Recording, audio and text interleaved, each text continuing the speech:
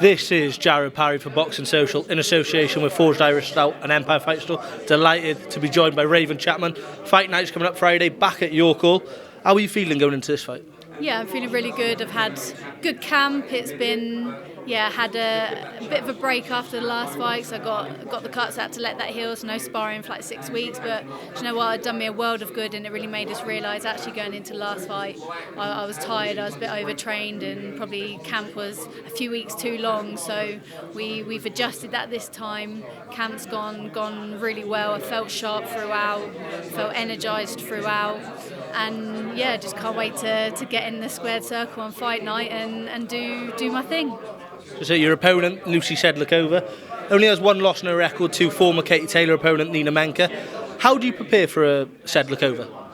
So my coach has come up with the game plan, and I'm just focusing on what I do well, what I do naturally good, and I think I do everything better than what she does, so I'll come away with the win. And so all I need to worry is about being my best on the night, doing what I do naturally, and I shouldn't have a problem. I know you touched upon there that the last camp, you're a bit tired, etc., but this will be your third fight of 2023. Are you happy with how active you've been this year? Yeah, definitely. I do like to be active. I quite like having a few back-to-back camps, and just keeps you sharp, keeps you on it, stops you ballooning up too much in between fights and things like that. So when you come back into it, I'm always in pretty good shape anyway. Don't balloon up too much, so I'm never worrying about cutting weight early in camp to start training. I can sort of focus from the very beginning. So I like where I've been at this year. You're hurtling towards a world title shot. A lot of people online from last weekend were discussing maybe a fight between yourself, Skye Nicolson, WBC interim champion. Does that fight interest you? Yeah, definitely. Me and Skye have always said we'll be on a collision course against each other one day. It's just timing and when it happens, really. I know that fight will come, and when it comes, I'll be ready for it. So with that, though, we know featherweight, the top of the tree is Amanda Serrano, someone that you've gone on record to say you've looked up to, you've shared a Nando's with as well.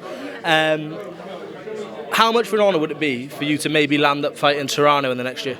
It would be a huge honour. Obviously, you want to prove yourself against the best, and Serrano's pound for pound one of the best there is, and a massive trailblazer, broken so many records in boxing, not just women's boxing, and to be able to face her and get the opportunity to win a world title from the best would definitely be a dream come true next year. Serrano's last fight against Adila Ramos was 12 3-minute rounds. Would that be something you'd be open to going forward? Yeah, 100%. We've always said we'd prefer 3-minute rounds. So it's boxing at the end of the day. I think as an athlete, you want to push yourself and do what it is normally. I don't know if women's boxing will change to that in the near future, but I think it's going to be heading that way for sure. So on the subject once again with Serrano, a lot of people now think, could she be the Croke Park opponent for Katie Taylor? So I just want to sort of cast your mind back to the weekend, Katie Taylor, Chantelle Cameron. Firstly, the question everyone's asking, was it a knockdown? Yeah, it was a knockdown. I think technically, even though Katie obviously wasn't hurt by it, you get put down with a clean punch, it's a knockdown.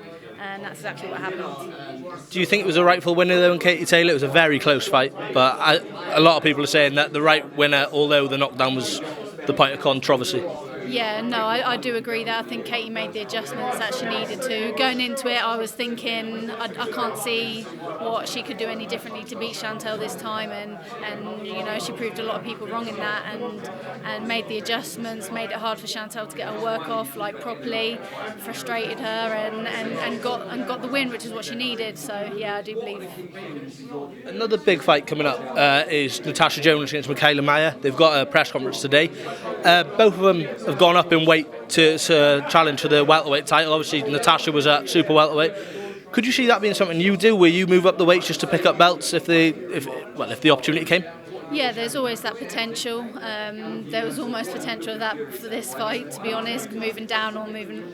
I was moving down for this one, but I've always said if I was to change weight, I'd probably move up, go to super feather and give it there, because I feel strong at that weight and I feel strong at feather. So yeah, there's always that potential, and it's not something I'd always rule out.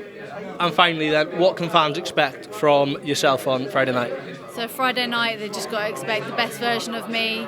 I've been likened a little bit to female Tyson, so that kind of movement, aggression, but calculated aggression, physicality. I'm strong, I'm fit, and I'm non-stop action.